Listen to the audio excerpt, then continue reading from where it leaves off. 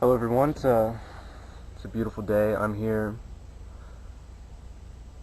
at my family's home, visiting my parents for a few days. It's nice to get back out in nature and recharge the batteries. I want to take a few minutes to share something that happened to me 5 years ago, about 2005, yeah, early 2005. Regarding a shamanic experience I had. It was like a one-time thing, just because I didn't have anything to do that day. Uh, so as things normally go when I don't have anything to do or I'm bored in a town, I will go to a bookstore. Why not? So I was at a Borders, and of course there's only one section I ever go to when I'm ever in a Borders or a Barnes & Noble, and that's like the, you know, philosophy / Eastern religion / metaphysical studies / all that stuff. So I'm in this section, and I find a book on Celtic shamanism, and I picked it up because I have, it was interesting to me. I come from a Celtic background. My family immigrated to America from England and Ireland, Scotland, and so it's, it was interesting. So I picked this book up and I'm reading through it, and it offered a couple practices for having like shamanic vision questing of sorts. And what they do is they describe the Celtic shaman who would, and using a world tree to descend to different spiritual levels, whether it be like lower, upper, like elemental or astral levels, however you want to describe it. But they would climb down the roots of the world tree, say, and commune with nature, the elemental spirits, whatnot, that reside in this place, and that's where they would go for their vision questing, or to seek the knowledge and guidance they did. So gleaning through this book, I just kind of stuck on this one practice, and it was like a meditation that was supposed to help you do this. And what it involved was picturing the world tree, and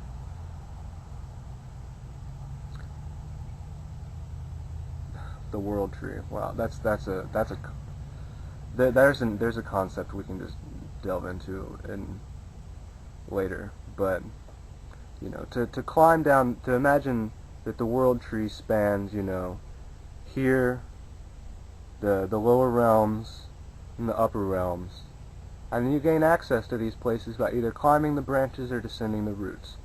So it discussed the process of envisioning this world tree, holding it in your mind's eye, seeing yourself there, and then descending these roots.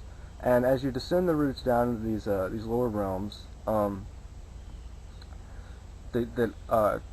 come to a place, and it described it in the book like a grove.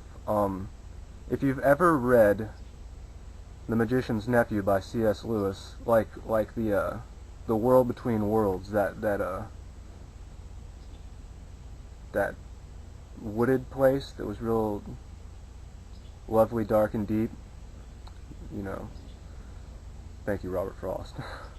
And just had like pools in it, just pools, like the world between worlds. So once you've descended the world tree roots and you find yourself in this in-between place, it's like the sending off point of sorts. I'm not too sure. It was a few years ago, but once you find yourself there, you're supposed to, come to one of these pools, and because you have to be in a certain, you have to maintain a certain mental state. You can't go into it, carrying any sort of burdens. You have to. It asks that you envision in your hand stones, and stones represent the burdens that you have, that you're here and consciously making the choice to take these and willingly cast them into this pool, to release yourself of these burdens so that you can gain something from your time while you're there, so you can have the opportunity to ask your question, to seek the guidance you need to seek.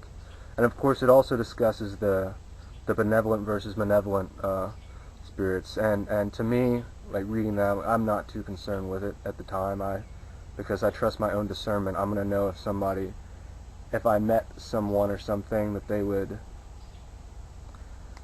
I would know if they were acting in my benefit or not. So I was like, oh, this is cool, I'll go home and I'll give this a try. So I went home and I gave it a try, and I sat down and I got myself, I descended my roots and I got myself to that in-between kind of place, or whatever you want to call it, and I had my stones and I cast them into the pool, and just that experience in itself was really nice.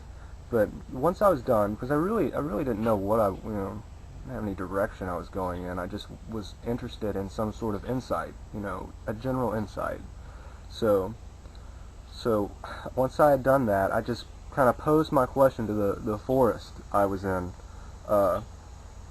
that if anyone, that I was just to let them know that I was there, and that if anyone had anything that they wished to show me, that they thought I needed to see, that I was open to that, and that I thanked them for that, for anything they would be willing to show me. So I do that, and not a lot of time passes. Of course, time's a relative thing at this point, but I didn't perceive much time to pass, and a being emerged from the forest, a feminine energy,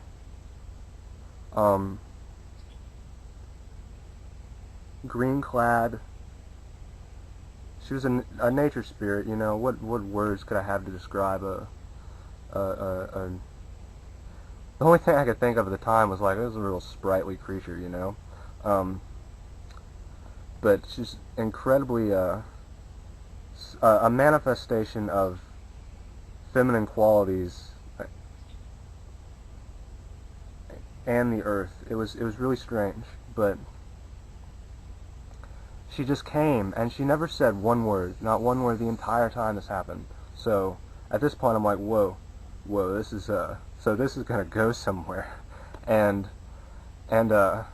she just comes up to me and offers her hand quietly, and I quietly take her hand, and we turn in a direction. She turns, and we just kind of move off in this direction. She's going to show me something, and so she's guiding me through this forest, and we're moving at what seems like a pretty swift pace through this forest,